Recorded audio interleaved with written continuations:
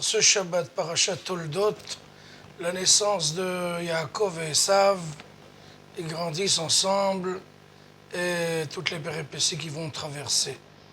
Moi, j'aimerais cette année, Bezrat Hashem, prendre un thème qui est à mes yeux, à mon sens, extrêmement valeureux et un enseignement très important. Donc, le premier verset de la Torah de cette paracha.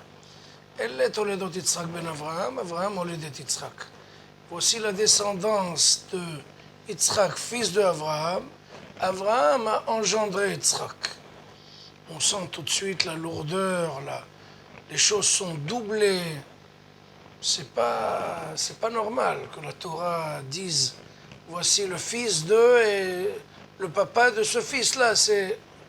Donc, redire la même chose en d'autres termes, c'est très bizarre. Mais Bezrat Hashem, le Zohar explique comme ça. Avraham Oledet Yitzhak. Avraham a engendré Yitzhak. On sait qu'Avraham, c'est le pilier de la bonté. De donner, d'aider, de faire du bien, de diffuser le bien dans le monde. Et Yitzhak, c'est, si je peux dire, c'est presque le contraire. C'est la rigueur, c'est les limites, les contraintes, le manque, les difficultés, les barrières, les limites. Donc c'est vraiment deux dimensions très différentes l'une de l'autre. Comment se fait-il qu'Abraham, la bonté par excellence, va engendrer la rigueur? C'est ça la question, on va essayer d'y répondre, Bezrat Hashem. Vous savez que si on a un monde où il n'y a que de la bonté, les hommes vont être tellement blasés qu'ils ne vont jamais rien apprécier. Si un enfant vous demande « donne-moi ça », on est là tout le temps en train de remplir ses envies et de faire tout ce qu'il dit, vos plaisirs sont des ordres. C'est très grave, parce que cet enfant ne va jamais rien apprécier. Il est sûr qu'il mérite, il faut lui donner. On ne peut pas faire autrement. Il faut montrer aux enfants qu'il y a le oui et le non. Et s'il n'y a pas le non, jamais on appréciera le oui. Par exemple, si j'étais toute ma vie en bonne santé, j'aurais jamais apprécié la santé. À partir du moment où j'ai une contrainte, j'ai une maladie, et je m'en sors, à ce moment-là, je me mettrai à évaluer, à estimer, à apprécier la bonne santé.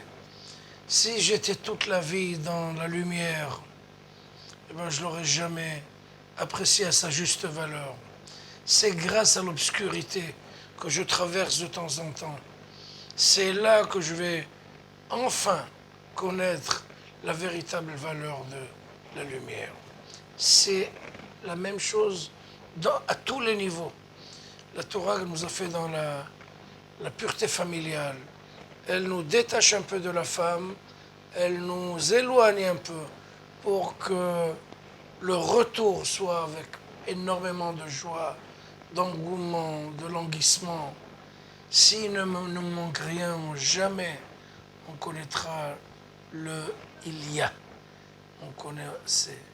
C'est à partir de « il n'y a pas » qu'on va commencer à apprécier ce qu'il y a. Donc, on va faire très attention aussi. La pluie, par exemple, c'est une grande bénédiction.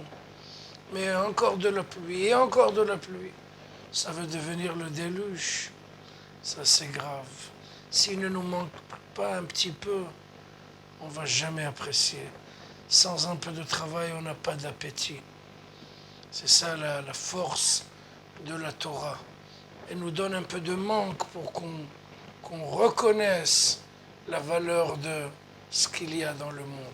Donc Abraham, la bonté, a engendré impérativement la rigueur, parce que sans un peu de rigueur, la bonté n'a pas de valeur. Shabbat Shalom.